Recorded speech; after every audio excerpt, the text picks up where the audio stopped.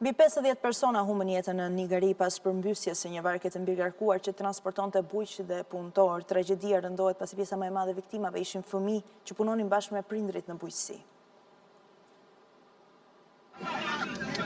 Të paktën 52 persona kanë humbur jetën, mes tyre 40 fëmijë, pasi një varke mbi ngarkuar u përmbys gjatë udhëtimit drejt tokave bujqësore në Nigeri. Tragjedia ndodhi në orët e mëngjesit, ndërsa në bord dyshohet se ndodheshin më shumë se 70 persona. Sipas dëshmive, varka u përmbys pak pas nisjes, teksa pasagerët po kalonin një përrua për të mbërritur në zonat ku do të punonin në mbjelljen dhe koljen e orizit. Pjesa më e madhe e pasagerëve ishin fëmijë të moshës 10 deri në 15 vjeç, të cilët udhëtonin së bashku me familjarë dhe punëtor të tjerë. Ekipet e shpëtimit të mbështetura nga banorë vendas dhe zhytësit vijojnë kërkimet në ujë për persona të zhdukur. 6 persona janë shpëtuar, ndërsa autoritetet po përpiqen të përcaktojnë numrin e saktë të njerëzve që ndodheshin në varg. Ekipet e emergjencës kanë paralajmëruar se bilanci i viktimave mund të rritet, pasi operacioni kërkim shpëtimit vijon.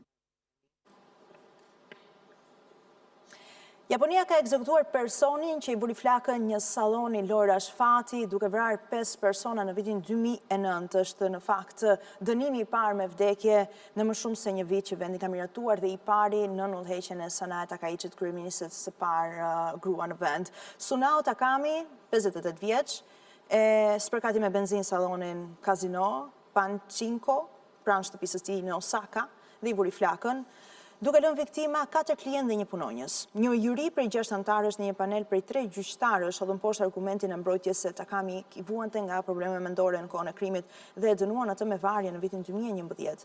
Japonia dhe Shtetet e Bashkuara janë të vetmet vende të G7-s që ende aplikojnë dënimin me vdekje me të burgosurit dënuar me vdekje në Japoni që zakonisht njoftohen për varjet e tyre vetëm disa orë para se të ndodhi. Ky është ekzekutimi i parë në administratën Takaichi në qershor vitit kaluar. Japonia ekzekutoi Takahiro Shiraishi, të quajtur vrasësin e Twitter, i cili vrau viktimat e tij dhe i gjymtoi 9 persona në vitin 2019. Sondazhet tregojnë se ka një mbështetje të fortë publike për dënimin me vdekje në Japoni. Megjithatë, grupet e të drejtave të njerëzit kanë kritikuar autoritetet për lënjet e të burgosurve të dënuar me vdekje në izolim për periudha të gjata kohore dhe gjithashtu kanë vënë në dukje mungesën e transparencës sa i përket kohës së kryerjes së ekzekutimeve.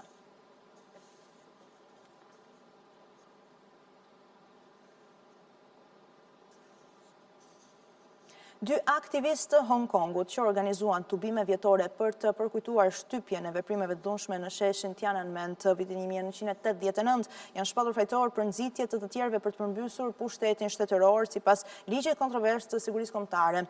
Li Chuangyan, 69 vjeç dhe Cho Huangtung, 41 vjeç, përballen me një dënim maksimal prej 10 vitesh burgim pasi u dënuan sipas ligjit të futur në fuqi nga Kina. Një i pandehur i tret, Albert Ho, 74 vjeç, u deklarua fajtor në janar. Li dhe Cho nxitën persona të tjerë të organizonin, planifikonin, kryenin ose merrnin pjesë në akte me mjete të palishme me qëllim përmbysjen e pushtetit shtetëror sipas përmbledhjes së premtes. Cho i tha gjykatës në maj se vetë ligji ishte në gjyq. Hong Kongu dikur ishte një nga vendet e vetme në territorin kinez ku njerëzit mund të mblidheshin për të përkujtuar shtypjen dhe kepurse të 89-s kundër protestuesve pro-demokraci. Autoritetet i ndaluan këto tubime në vitin 2020 me pretendimin e politikave të COVID-19, por ato nuk u rinisën kurrë. Ky ishte gjithashtu viti kur hyri zyrtarisht në fuqi ligji i sigurisë kombëtare, i cili bën të palishme një gamë të gjerë veprimesh kundërshtuese apo protestuese në Kinën kontinentale. Autoritetet kanë dënuar dhe referencat e tërthorta ndaj ngjarjeve të vitit 1989.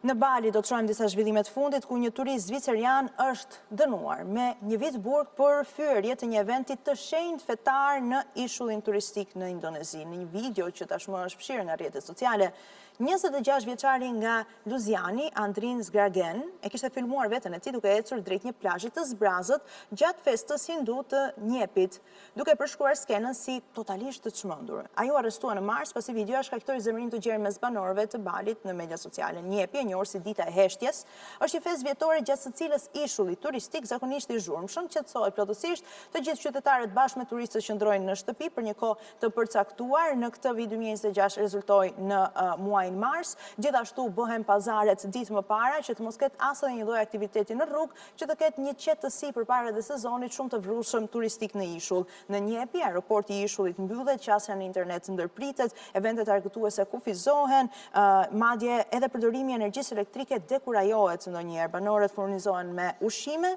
dhe sipas dhe çfarë ndodhi në gjyq që u dha dhe dënimi për zgagren, ai deklaroi se nuk e kuptonte shkallën e kufizimeve të njepit dhe nuk e kishte ndërmend të fyente balinezët. Më vjen thellësisht keq për atë që bëra, kërkoi falje popullit.